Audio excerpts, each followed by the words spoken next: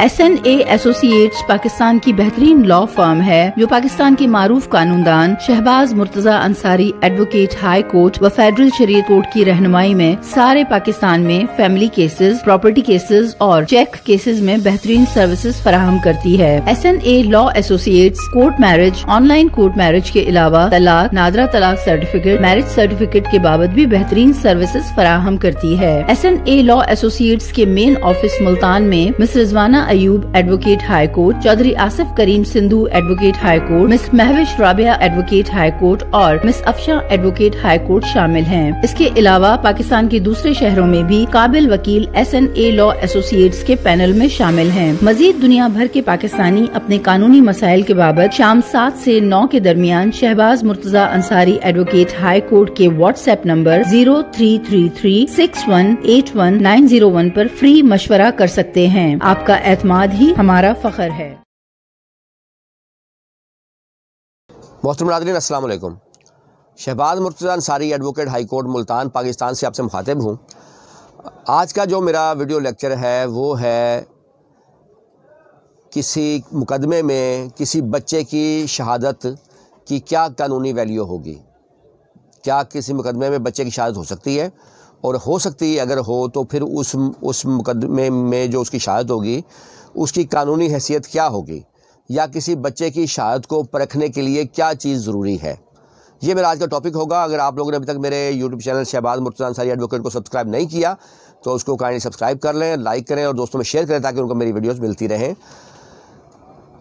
मैं हमेशा कोशिश करता हूं कि आप लोगों की आगाही के लिए मुख्तलिफ जो इश्यूज़ हैं पाकिस्तान में, कानूनी इश्यूज़, वो आप लोगों को बताऊं ताकि आप लोगों को अपने कानूनी राइट्स के बारे में आगाही हो सके। आज हम इसी टॉपिक पे बहस करेंगे। ये सवाल आजकल ज़्यादा नुमाया हुआ क्योंकि कुछ दिन पहले ही एक वाक़या हुआ पाकिस्तान में। मोटरवे पर एक खातून के साथ 2 डाकुओं ने ज़्यादती की, और वो ज़्यादती उन्होंने उसके बच्चों के सामने की। बच्चों की मुख्तलिफ उम्रें थी। एक बच्चा 2.5 साल का था, एक बच्चा शायद 5-6 साल का था, एक बच्चा शायद उससे बड़ा था।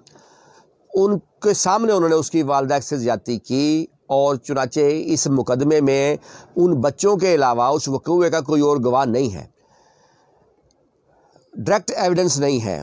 वाक़याती शहादत तो है, DNA टेस्ट है, दीगर शहादतें हैं, लेकिन डायरेक्ट वक़ूए का जो गवाह है, गवाहान हैं, वो बच्चे गवाहान हैं, या वो शख्स गवाह है जो वहाँ से गुजरा था, जिसने फिर बाद में पुलिस को 15 कॉल की और पुलिस को इतला दी। आज हम इस सवाल का जवाब तलाश करने की कोशिश करेंगे कि क्या बच्चों की शहादत हो सकती है, अगर हो सकती है तो किस सूरत में हो सकती है। क्योंकि आम लोग ये समझते हैं कि शहादत सिर्फ बालग की हो सकती है जिसके पास शनाख्ती कार्ड हो, ID कार्ड उसके पास हो। इस सवाल का जवाब हमें कानून शहादत की दफ़ा 3 में मिलता है, जिसमें बताया गया है कि एक गवाह के कानून शहादत के तहत कौन शख्स गवाह हो सकता है। उसमें वाज़ेह किया गया है कि गवाह कोई भी शख्स हो सकता है, मेल या फीमेल, और उसकी एज की भी कोई लिमिट नहीं है। शर्त सिर्फ इतनी है कि वो गवाह जो है वो आदिल हो, और दूसरा वो गवाह ज़हनी तौर पर शहादत देने के काबिल हो। मतलब ज़हनी तौर पर तंदुरुस्त शख्स हो, और वो उसका उस मुकदमे से कोई तल्लक हो, और वो उसके पहले से झूठा कहीं साबित ना हुआ हो। ये जो कैटेगरी है, ये वो मेयार है जिसके मुताबिक देखा जाएगा।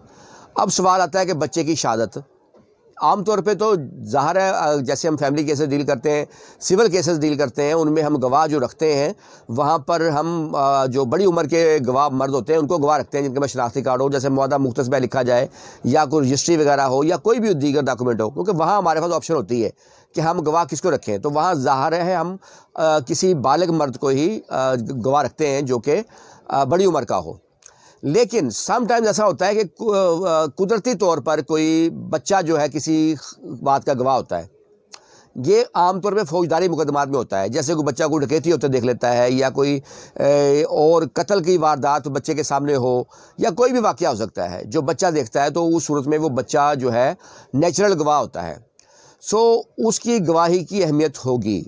या गार्डियन केसेस में भी होता है कि बच्चे जो हैं अगर बड़ी उम्र के हो जाएं, 6-7 साल से बड़े हों, तो उनके बयान की भी अहमियत होती है।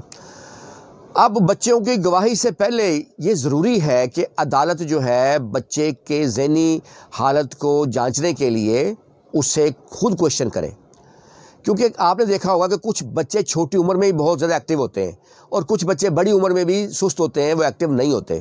سو عدالت کی ذمہ داری ہے کہ اگر کسی کیس میں بچے کی شہادت اس نے لینی ہے تو پھر وہ اس میں انتہائی احتیاط کی ضرورت ہوتی ہے۔ اس شہادت سے پہلے عدالت بچے کو کوشچن عدالت کو کرنے چاہیے تاکہ پتہ چلے کہ بچہ کس قدر جو ہے ذہنی طور پہ تندرست ہے۔ جج اس سے سوال کر سکتا ہے کہ آپ کا سکول کون سا ہے، آپ کے ٹیچر کا نام کیا ہے، آپ کا فیوریٹ سبجیکٹ کون سا ہے، آپ کو گھر میں سب سے زیادہ پیار کس سے ہے، یا آپ کے دوست جو ہیں وہ کون ہیں، کون زیادہ اچھا آپ کا دوست ہے، یا اس طرح کے دیگر سوال جو بچے سے اس کے سکول کا نام پوچھا جا سکتا ہے، بچے سے پوچھا جا سکتا ہے کہ اس کو سب سے اچھا ٹیچر کون سا لگتا ہے۔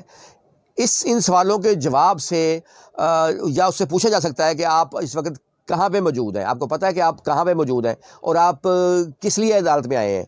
تو یہ سوال، اس طرح کے سوالوں کے جواب سے پتہ چلے گا کہ بچے کی ذہنی حالت کیا ہے۔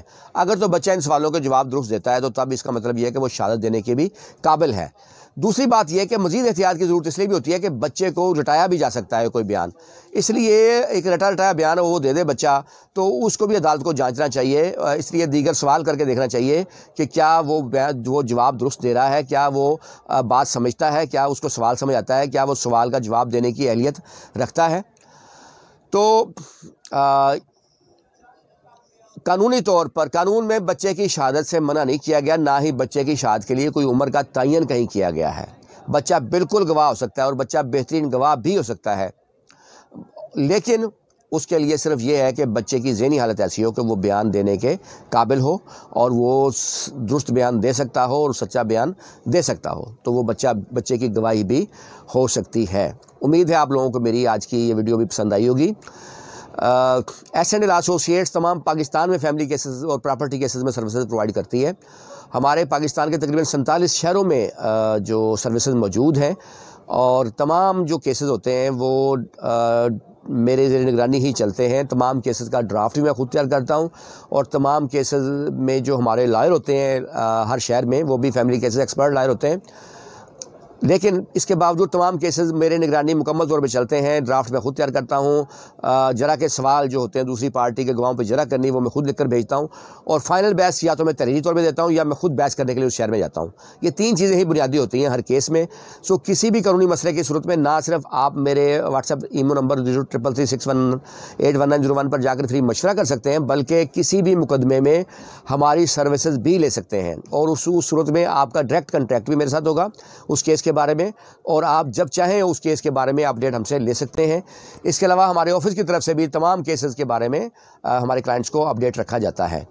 امید ہے میری آپ کی آج کی ویڈیو پسند آئی ہوگی۔ آپ لوگ میری ویڈیوز دیکھتے ہیں، اس کا بہت شکریہ۔